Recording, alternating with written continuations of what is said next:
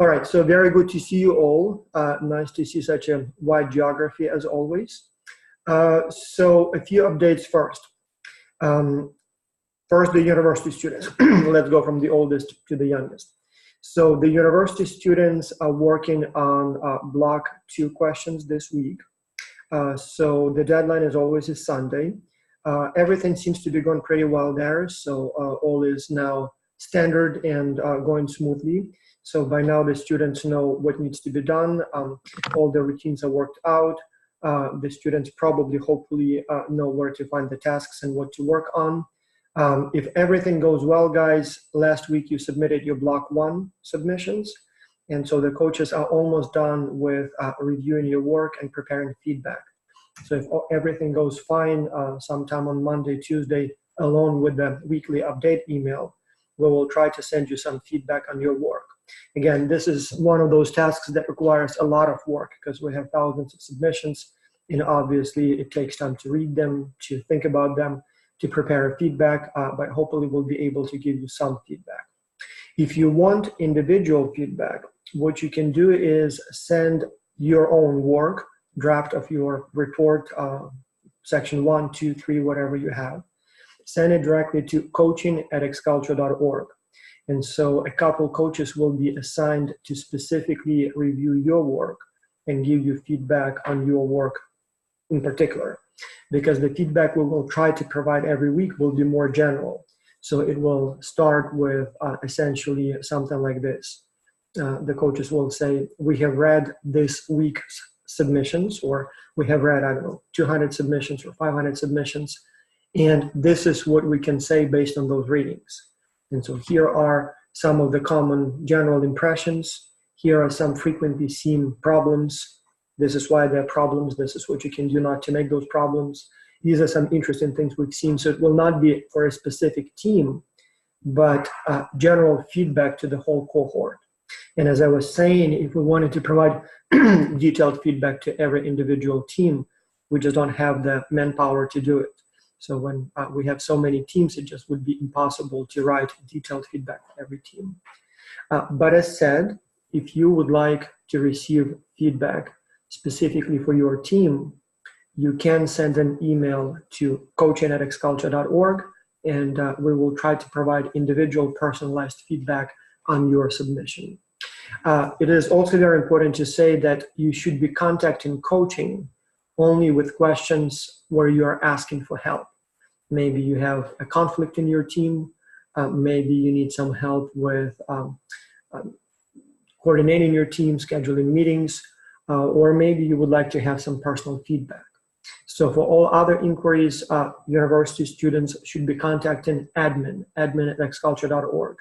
If you didn't get your survey link, if you have some questions about deadlines, that goes to admin. So that's the university students. Again, if you have any questions, you can always ask them in addition.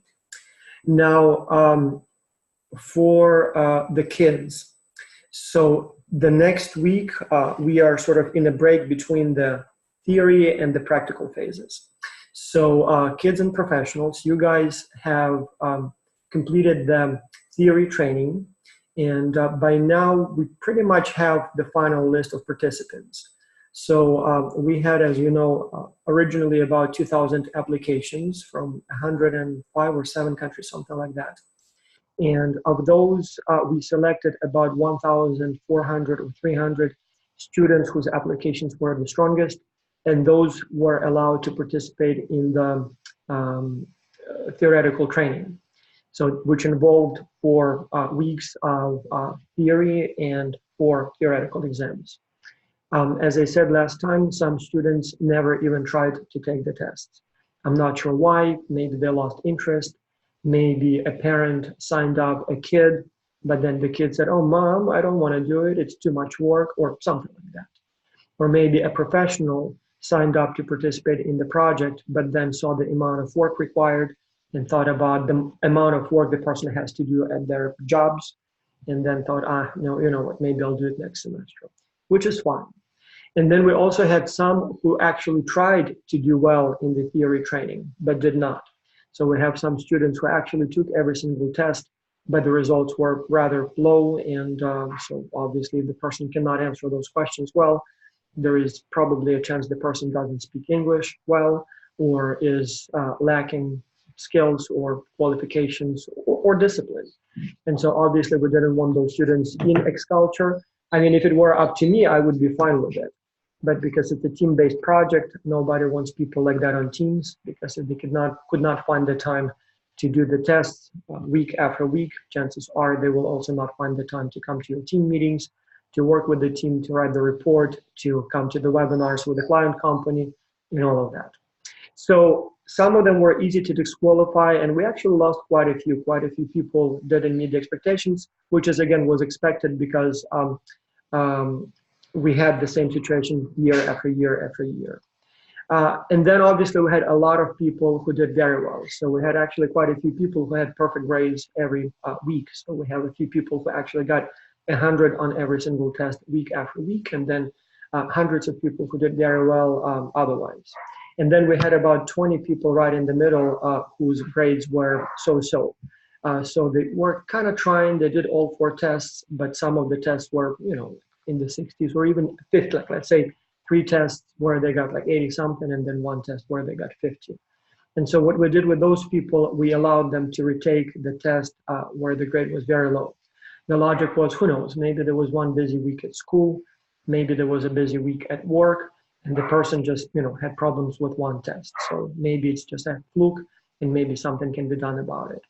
And so we allowed them to retake the test, and we should have the results tomorrow. So we have already sent the acceptance letters and invitations, or basically congratulations that people are advancing to the practical phase, to those who did very well from scratch. And then there are about 12 people who were given another chance to redo some tests, and given until Sunday, until tomorrow, to improve their performance. If they do, I suppose we can give them a chance, and if not, we will drop them from the program. And so now this week and next week until the end of the week, you guys have the time to register. So even though you got the invoices from the very beginning, and you knew that you would need to be paying for the program, we always feel a little uncomfortable charging in advance before you complete the theoretical phase. So we always wait to see who passes the test and who doesn't, and only then we say, okay, now you advance to the practical phase, you can proceed with paying your registration fee, and you will be placed in the team soon. The reason we don't charge right away is mainly this, refunds. So if some people, and as I just said, many people miss or do not pass the theory test, had they paid in advance, I suppose we can say no refunds. It's not a big amount of money, but I would not feel comfortable keeping money of the people who are not participating in the program full scale. And dealing with the refunds is always quite a hassle. So to some countries, to issue a refund, not only the bank will take a percentage of that, but it's a lot of work. So in many cases, it's not as easy as just click refund. It's literally emails and emails between the person to get the account numbers, the bank name, all kinds of information. And even with that, often the information is incorrect. So it just takes too much time. But anyway, those who didn't pass, too bad. Not if, you were just not good enough, I guess. You can try again next semester. Those who did pass, you should have heard from us by now. And if you did not hear from us, 2 things you need to do. 1, check your spam email. Sometimes our emails get into your spam. And if it's still not there, then contact academy@xculture.org. We will check the records and give you the latest updates. So then what happens next is the following. So if everything goes fine, your registration is received, everything is going good, we will form teams on Monday, so basically a week from now. And so each of you, those who passed the theory test, you will be placed on teams. We will try to keep them usually about 6 people, 7 people per team, every single person from a different country. And you all will be roughly the same age on the same team, especially for the younger participants. If, let's say, you are 12, you will be on teams with people of your own age, 12. If you are 15, your team members will be 15. If you are 25 professionals, you will be on teams with people who are roughly 25. Plus or minus maybe 1 year for the younger ones, and perhaps plus or minus 1 or 2 years for the older ones. Now, Yeah, so then once you are placed on the team, we will send you the names and the contacts of the team members, and from that point on, you basically can proceed. We have a few people from developing countries who were awarded merit-based stipends, so who come from a country where either payments are impossible to the United States. We had one or two of those, and we did verify, so really to make a payment, even if it's only a couple of dollars from those countries, the students literally have to get a permission from the bank, central bank, to make it like very complicated. And then there were a couple of students who provided proper documentation showing that they are, let's call it, from a poor background. So the family income is really, really low. So even the $75 is too much for them. And they showed very good performance on the tests. And as a result, we had to offer them the stipend. But that's a very few people like that. So everybody else is paying. And I hope you understand that what we're charging is not even enough to cover our expenses. So managing a program like this takes a lot of time, a lot of help, website, materials, professors, management, administration, emails. So all of that obviously requires resources, and that's why we charge some nominal fee to cover some of those expenses, and then we supplement the rest from our own budget. That's basically where we stand with the kids program. So again, if there will be any questions, you will be able to ask them in a minute. Now, the third group are the coaches. And so we have selected 45 coaches who will advance to the practical phase. Again, if we have any coaches here, you probably know how it works. For others, here is a quick summary. So students who have participated in X-Culture in the past and who showed excellent performance, like really, really good performance, we invite them individually to apply to the X-Culture coaching program. And so now, having been a member of the team, they will have a chance to be sort of team mentors, coaches, managers, if you will. And so usually we receive somewhere about 200 to 400 applications. And so from those, we select usually about 200 people who are enrolled in the theoretical training. And so they have much more demanding training than what, for example, the kids and the professionals had. So they have also 4 weeks, but they have much more that they have to cover. So it's quite demanding.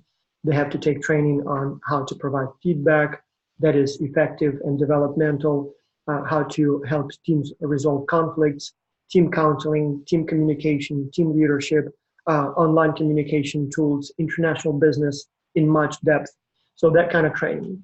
And then, as always, we also look at their performance to make sure that not only do they have a lot of knowledge and skills, but also are responsible, reliable, diligent, and so we can rely on them as representatives of the organization, essentially, when they deal with the students. And so again, quite a few of them actually did pretty well. So there were quite a few, but again, with the coaches, we tried to select the best of the best. And so this time we selected 45 who had nearly perfect results in every test. And so for a week now, they have been in the practical training phase. So for example, this week they have spent responding to the requests for help from the students, from the university students, the teams that have been in teams for a while, but also they have been reading the submissions, the drafts of the reports that the teams have produced so far, trying to provide some feedback. They started organizing webinars, instructional webinars, so that kind of work that they have done now for a week and will be doing for the rest of the semester. In addition, we have about a dozen, I believe 10 head coaches, as we call them. So those are the coaches who completed the coaching program in the past and now become sort of coaches of coaches. So what they do is they sort of observe and manage the coaches. So when the coach gives you feedback on your work, the head coach will then read that feedback and will provide feedback to the coach, how it can be improved. If a team has a conflict situation and need help, the coach will help the team to resolve the problem. But then the head coach will read the case report and will try to provide feedback on what could have been done better by the coaches. And so they are available starting this week. And so for those of you who are in the late track, kids, professionals, late track students, so the coaches will be ready for you once your teams are formed and you start working on the project. That's coaching program, so all good there as well. I forgot about the late track university students. So we have 1,350 or something like that students in the early track, but then there will be another 4,000 plus in the late track. And so most of the names we already have. We sent them the welcome letters. We sent them the link to the readiness test. And so now they have until the end of the week to complete the readiness test. So unlike the coaches or kids or professionals, the university students receive most of the training in the courses that they take at their universities. But they still have to complete some training, and they still have to complete what we call a readiness test. It's one single test. It's quite big, but this way we'll also make sure that everybody comes with the necessary level of preparation and knowledge. So they will be starting in the late track on Monday, October the 7th, along with the academy track. And yeah, I guess that's all. We also have one more group whom I don't think we have here in the conference room, but just so you know the developments on that front. So in 2 weeks, we have the X-Culture Symposium. In 3 weeks. 3 weeks, we have the X-Culture Symposium in San Antonio, Texas. And so we have invited, I believe it's 45 students. Pretty much everybody comes from a different country. We have, I think, 5 from the United States, 3 from Canada, and I think there are like 3 or so from Mexico. And then everybody else is pretty much a different country, like literally, like most countries are represented by 1 or 2 students. And so we already formed the teams there. So we already released the challenge. We have a very interesting challenge that they will be working on. I cannot give you the particulars. The company made us sign the non-disclosure agreements, but it is a major big IT company headquartered in San Antonio, Texas. And so they have a challenge that the students will work on. This week we will have the webinar with the company management so that the students can learn more about the company. And then once we meet in Texas, we will have the company tour where we'll meet with, basically see the facilities, meet with the rest of the company representatives.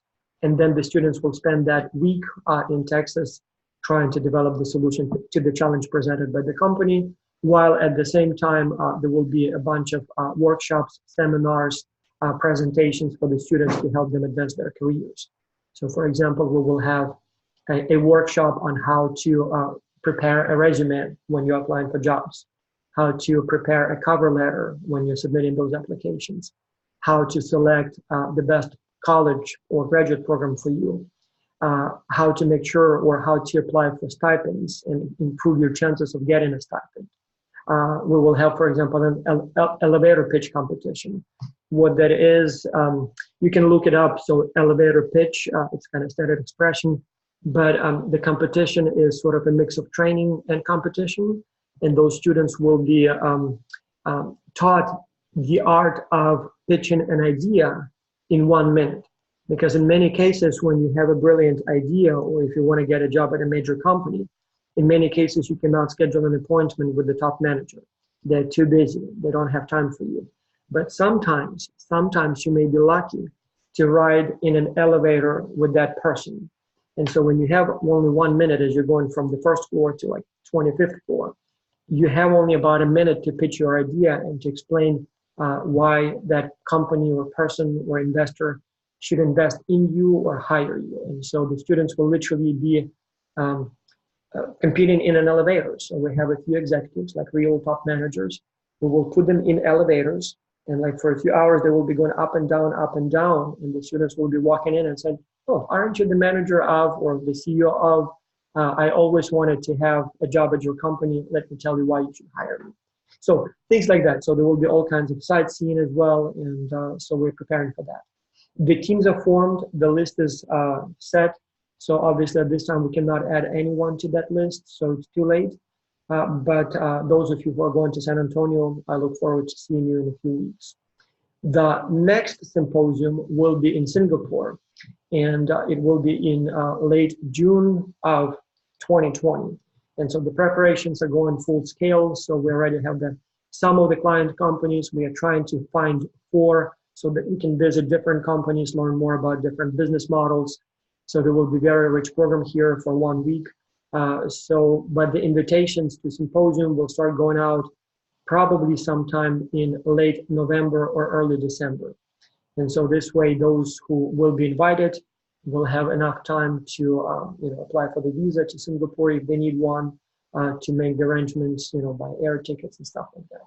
So those of you in the project now, as long as you do well, you will probably get the invitation. So usually we invite best students, but we are a little bit more inclusive. It's not like, like top 1%, because we know that even those who are invited, not everyone can attend. Maybe some students have school, travel, work, summer job, who knows? Or maybe simply do not have the money to attend the event. So we always invite a little bit more than we can accept. So the fall semester, the one that will be in San Antonio, we usually try to limit it to about 40, 50 students. The ones in the summer, so those are bigger events. And so we usually have 150 students and about 50 coaches, professors, and administrators.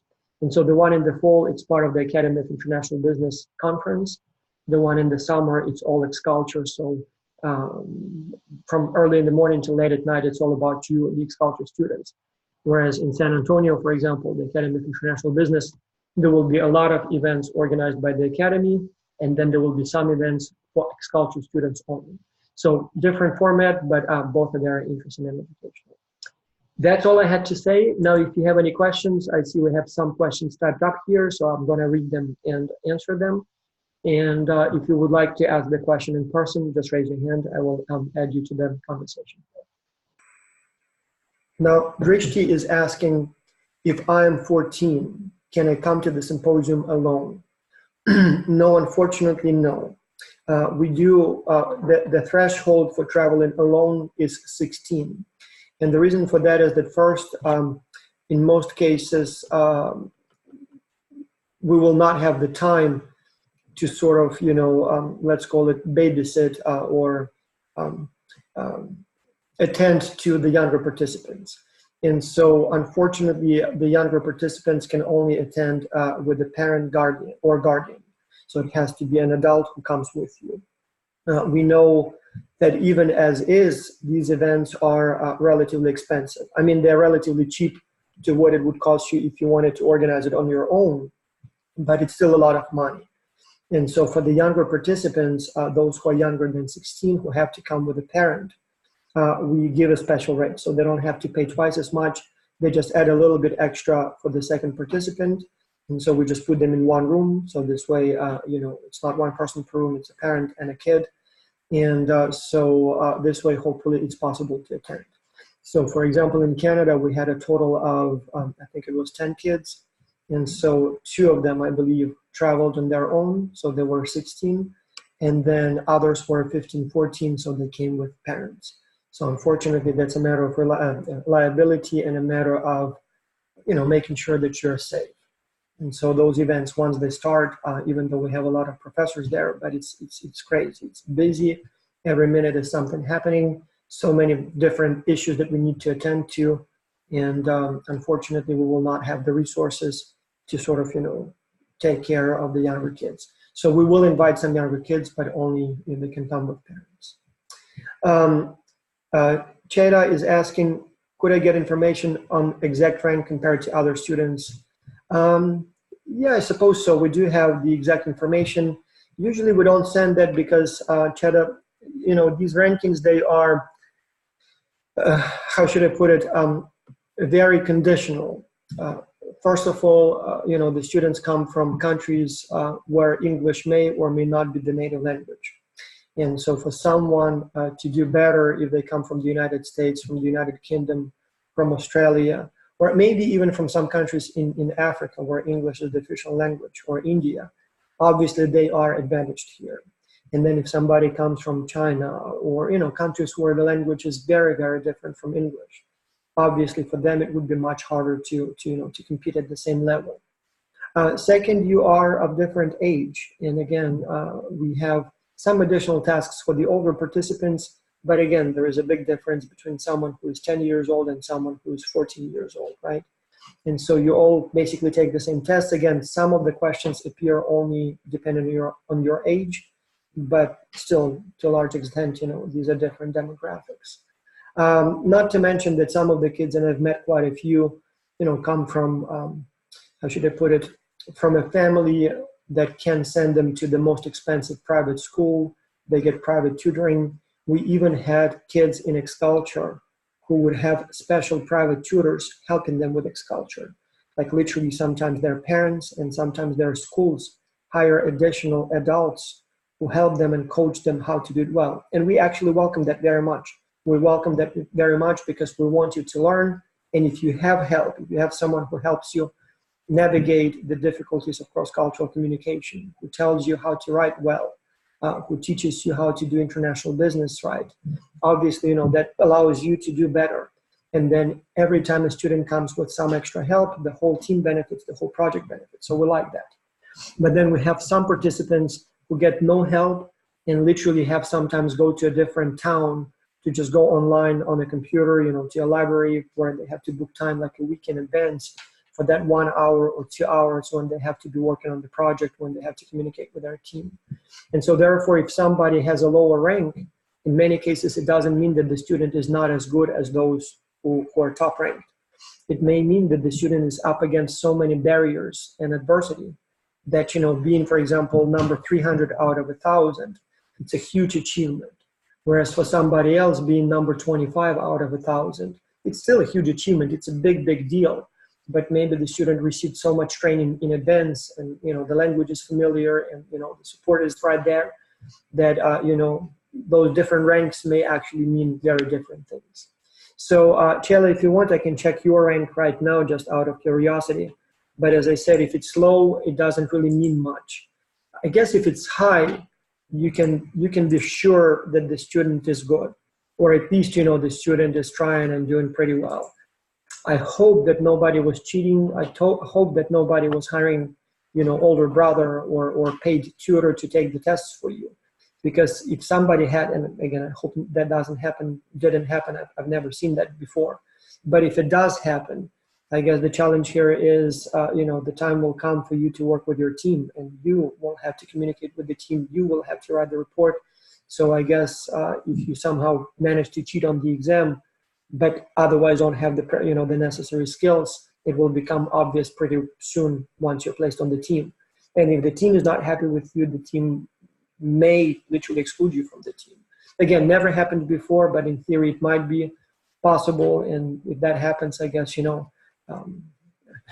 you sort of damage your own situation. But anyway, let me check Chela here, Cheda, if I can find your specific record and see if I can tell you your rank.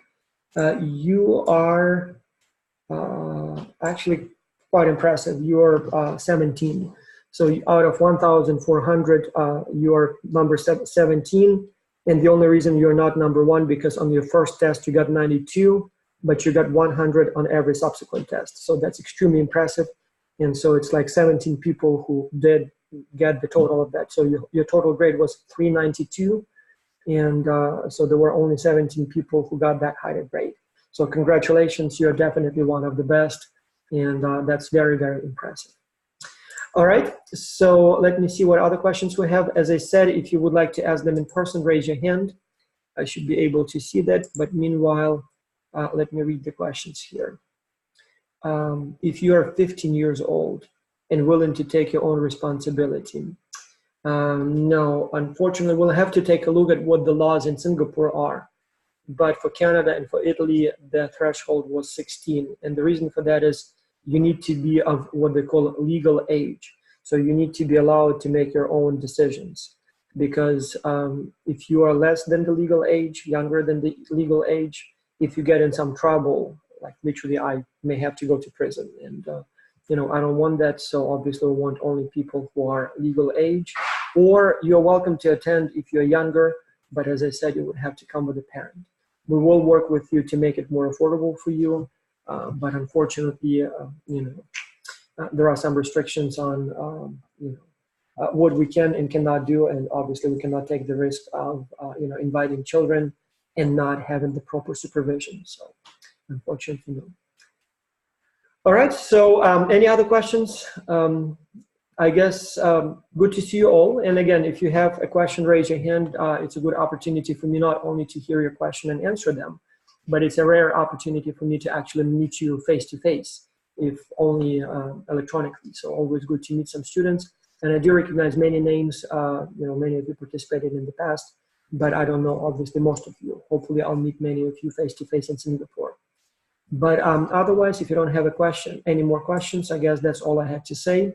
And yeah, so I guess I'll see you. Oh, there is one more. Patricia's asking. Oh, the last theory test. Yes, we didn't send you the last theory test. Thank you for reminding me, Patricia. I'll send you the results. So you probably want to know what you got on the last test, because we do have those results. And yes, we focused so much on sending the general acceptance letter that I forgot to send you the results of the 4th test. And so yes, if you were accepted, you probably did well. And if you didn't do well, but you did well on the previous 3, if you're one of those 12 students, you probably got an invitation to retake the test. And in that invitation, it did say that you got, let's say, only 55 on the last test. And we see that you got good grades on the first 3.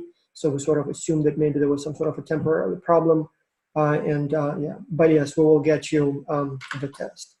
And Drishti wants to get the rank. Let me see if I can find yours. You guys are so competitive. You want to, I mean, as I said many times, so is it Drishti Narang, right? As I said before, when it comes to ranking you guys, when it comes to determining your grades, it's not the exact science. It's, how should I put it? As I said, you come from different countries, different cultures, different language groups, different socioeconomic backgrounds. You go to schools of different rank. Some of you go to elite private schools, and some of you may be homeschooled, and some may go to just regular public schools. And so obviously, as I said, the diversity is so great that I feel kind of uncomfortable saying that, for example, I don't know, Patricia is better than Drishti, or the other way around, because we don't have all the information about you, and we don't know. Maybe getting that rank 17 for Cheda, maybe that was, a walk in the park for her. Maybe Cheda, is so smart and goes to super elite school and has so much help, and her parents are both, I don't know, PhDs who work with her every day of, every minute.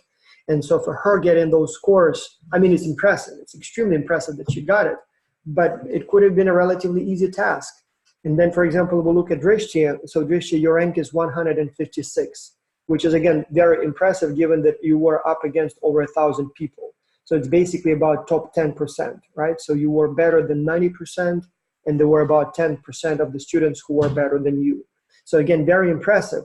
And I don't know much about you, but maybe Drishti, I don't know. Well, I guess he's from India, so I suppose, English is not a problem. But I don't know, maybe you didn't get the same support that some other students did. And maybe to get that, result, maybe you had to work like 5 times as much as everybody else. And even though you were not top 10 or top 5 students, you were only top 150. It's still extremely impressive, And again, I wish we had more information about you guys so we can take those things into account. But as I said, it's not exact science. We had a meeting when we were selecting who should advance and who should not. And so there were several professors who got together and looked at your applications. And some of you, as I said, it was very easy to decide, you just look at the numbers and, that's right there. But others, it was not so easy. Like different professors had different opinions. Some said, no way. I mean, the student, like, for example, Drishti, like your case, we actually did a discussion about you. So you got 92 on the first exam. Very good. Then you had 72 on the second exam, which is below what we wanted to get. And so we usually want to see 80 or above. And so even at that point, everybody was like, so what do we do now? Do we ask Drishti to redo the test? Do we drop Drishti from the program altogether, or do we give another chance? And so, well, let's give him another chance. And so then the third test, it's 100. All right, so probably we did the right decision. 100 is a very good grade, so obviously the student can, perform. And then the last test, you had 92.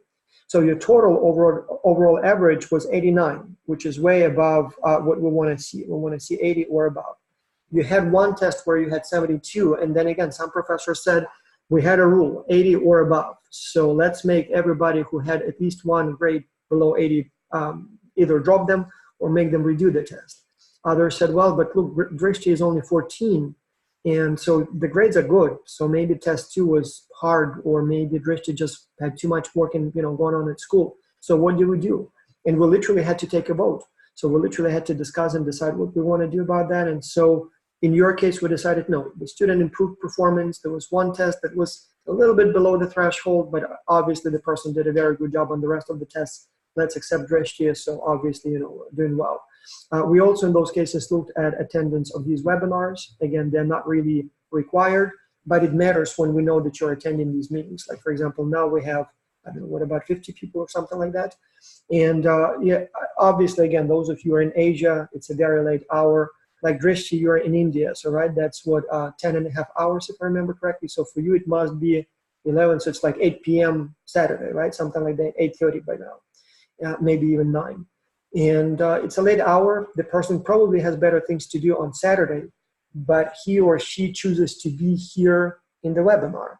It's not required. The person can always watch the recording, but it matters. When the person is right on the border, it matters. It shows interest, it shows diligence, it shows responsibility. So not exact science, and yeah, so let's do one more, but as I said, guys, don't pay too much attention to these numbers. It's not so easy. So we have Tom's, let's see if I can find you. Yes, so from Latvia. So Tom's, your rank is, where's the rank? 33. So you got 100, 100, 186 on the third test. So you were the 33 out of 1,300. So very impressive. So you are basically, approximately top 3% or something like that. So very impressive. Had it not been for that test 3, if you were able to get also 100, you would have been, I think there were like only 4 students who got perfect scores on every single test. So very impressive. And again, not surprising you guys are here, because usually goes all in complex. Those who do well on tests, they tend to be also more responsible. They show up for the meetings. They do well in the team, and vice versa. Those who usually have problems with one area of performance usually perform not so well in every area. And then Nikolai is asking when the teams will be formed. It will be Monday. So Monday, October the 7th. So not this Monday, Monday, October the 7th. We usually try to form the teams in the middle of the day, my time, so the American time zones. So which means for those of you in Europe and Asia, it will be late in the evening or even in the morning of the next day. We'll see how it goes this time.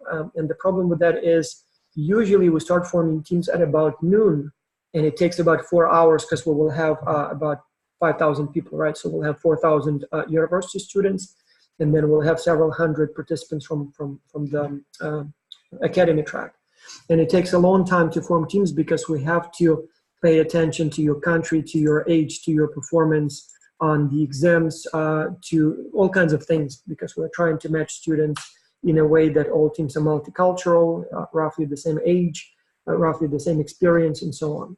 The problem here is, so it's going to be me, Simone, and Karen Linden, so 3 of us in University of North Carolina, probably getting together and making those decisions who should be placed in teams with whom.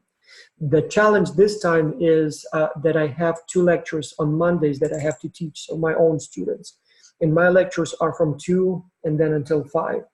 And so I will try to form teams before my lectures, but there is a good chance that something will happen which will preclude us from, from completing the task. And if that happens, we may have to continue after 5, after I'm done with my lectures. And if that happens, the teams will be formed still on the day, but it will be sort of like later evening my hours. So it may be a much later time for you. So don't start bombarding us with questions about teams on Monday. You should not worry about that. Only if you do not get your team assignment by Tuesday morning. So that's when you should be worried. But yes, if everything goes fine, the teams will be formed on Monday sometime during the day.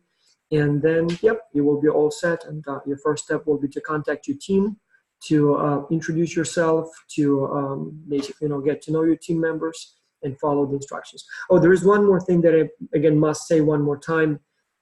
Starting from this week, you guys will have to, let me just here. you guys, your main page will be the 2019 2V. So not the 2019 3, which was the academy track. So even the younger ones, now your main resource page is the same that the university students are using. So it's not any different. It's more or less the same stuff, but that's where the challenges are posted. That's where the schedule is. That's where all the details are provided for the late track. And so, as I said, we still have a couple of companies that we will add here. You can see most of them, but there will be 3 more. So we decided to take 3 more. And so they will be added then anytime soon, probably sometime this weekend. And so you also have some resources here for the professors. Again, you don't need them, but if you want to see what professors are working with, you can see them here. So this is your page from now on, essentially. Jada, you wanted to say something, so I added you to the panel here. Yes. Oh, so you're a man. So sorry, I didn't know sometimes. Yes. Yeah, that's what I wanted to say first. Yeah. If Yeah, I'm a if it guy, makes you feel any better, I'm often asked to write recommendation letters for professors. And so there are many professors who have worked in X-Culture for a long time. But even though I have been communicating with them by email for a long time, in many cases I never met the people. And so about a year ago, I had this embarrassing situation. A professor from Saudi Arabia called Yati Zakaria is asking me to provide a recommendation letter. And I never met Yati, but being maybe stereotypical, maybe, I don't know, ignorant, arrogant, I assume a professor in Saudi Arabia. So it's probably a man. And so I write the letter as, I have known him for a while and he's a great professor and, a great student. I mean, a great teacher. And this is true. Yati is a great professor, a great researcher. And then later on, Yati tells me, oh, I saw the letter. I'm a woman. So we just never communicated and you just made the assumption. Oh, yeah. So, yeah. What country are you from? Serbia. You thought maybe because of the A at the end, like Cheda, like it sounds. Right, yeah. Yeah. I mean, but it is Cheda, right? Cheda, yes. Yeah. So it's not Seda, it's not Sida, it's Cheda. Oh, yeah. Sure. Yeah. So what country are you again from? Serbia. Serbia. Okay, all right. So what's your question? So currently, I'm trying to apply for a international university. So thing is, I'm going for early action, and the X-Culture program ends a while. Oh, actually, no.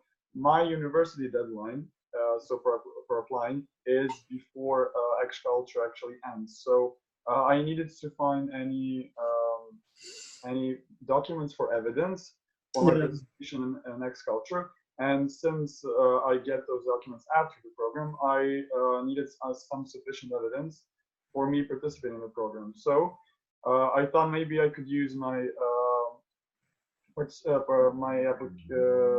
acceptance letter for this practical phase.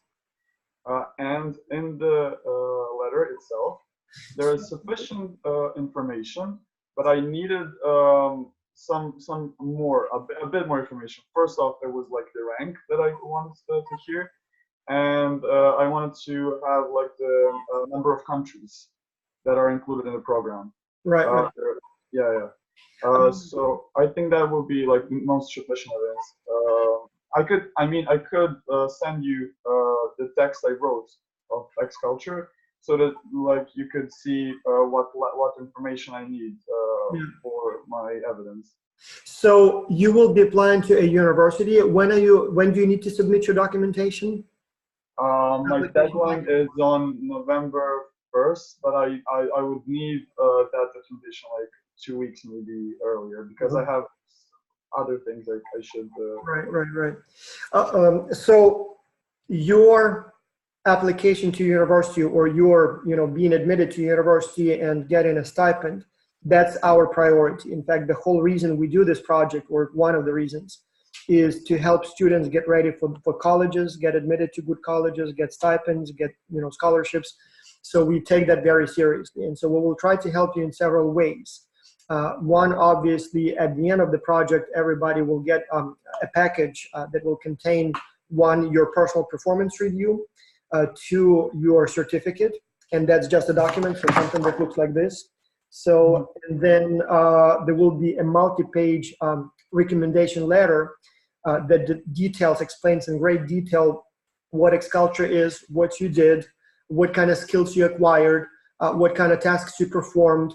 It comments on your performance in different areas. You know, if your team members were happy with you, if you had original creative ideas, your timeliness, your diligence, your ability to write, your ability to solve, you know, difficult problems, all of that will be spelled in a great detail. And then in addition, we also will provide you with results. So you will be taking several tests, which we collect for research purposes. Like, for example, we will measure your IQ, we will measure your CQ, which is cultural IQ, we will measure your EQ, which is emotional intelligence.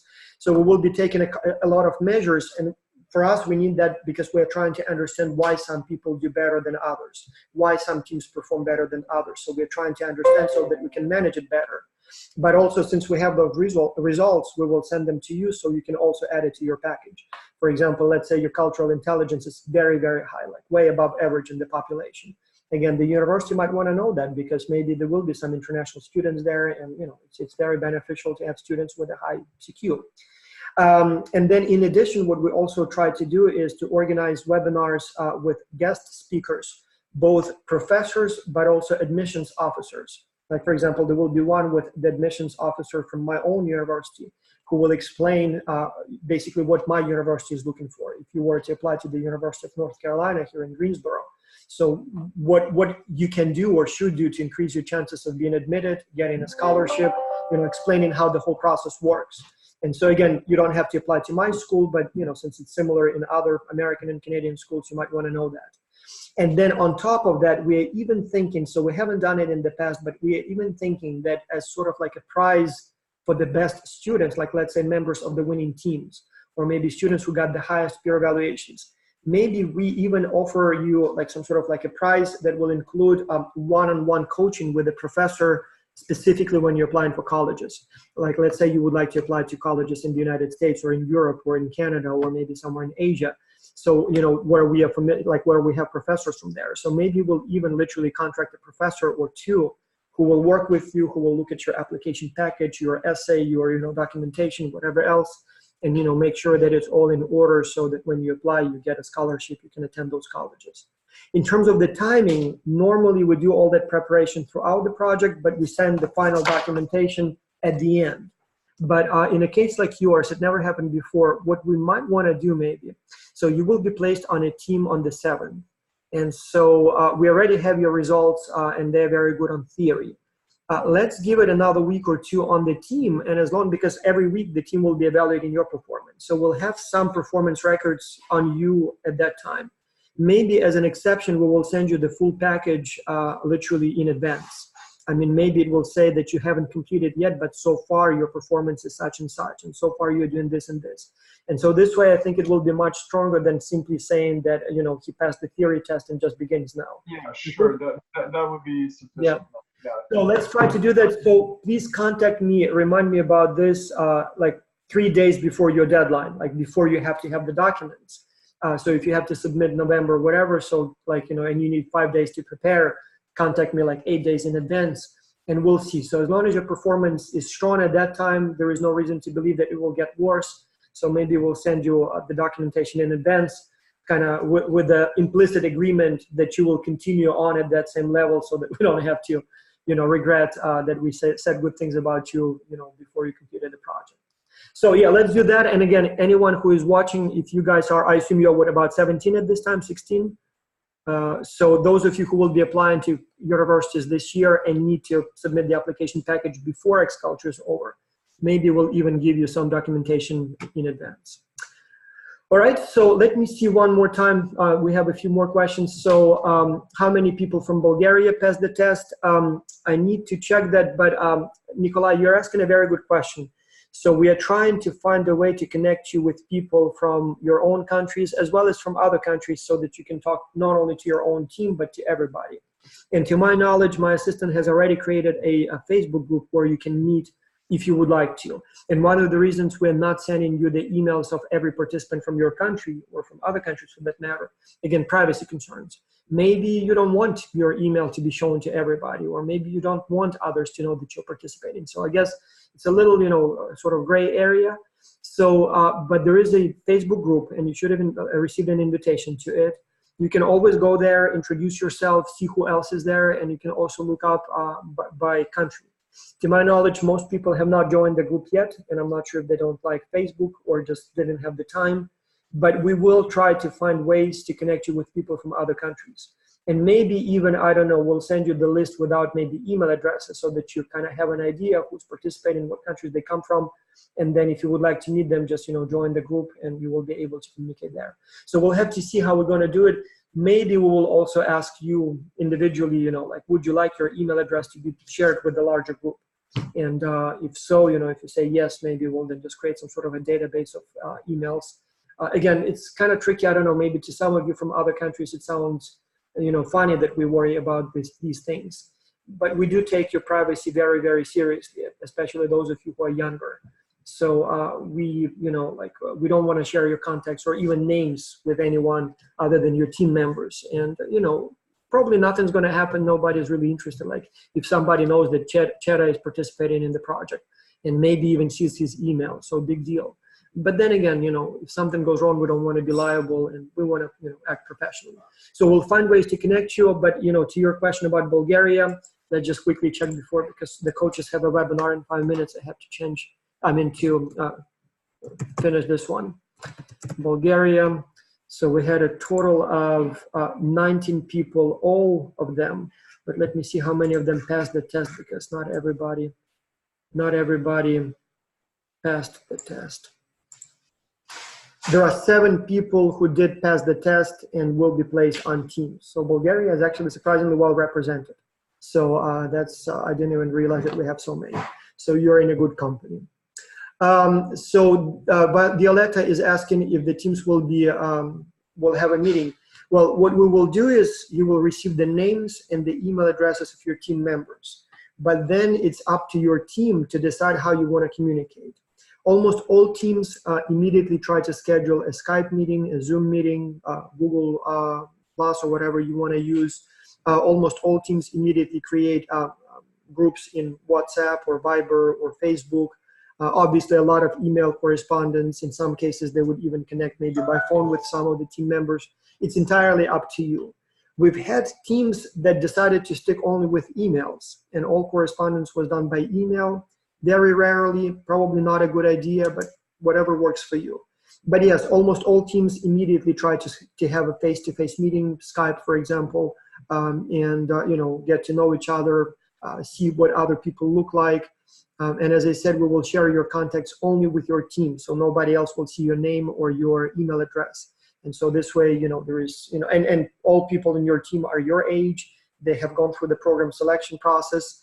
And so hopefully everything is safe. Nobody is, posing any danger. So there should be no problem with you having Skype meetings with them. And yes, Violetta, you will receive an email on Monday, and it will literally list the names, the countries, and the email addresses of your team members. And from that point on, you go with it. Somebody is asking about Singapore and cost. It will be 1 week. The cost will cover everything: food, transportation, insurance, housing, so all kinds of things. Usually we stick with about $100 per day. So plus or minus. Singapore may be slightly more expensive because Singapore is an expensive place. So, but if everything goes fine, yes, it will include, as I said, all meals, all housing, transportation, and everything. Usually we go with about $100 a day, and that includes all the administrative costs, your bag that you will receive with all the materials. Obviously, honoraria, like some of that money, obviously is used to pay people who organize the event.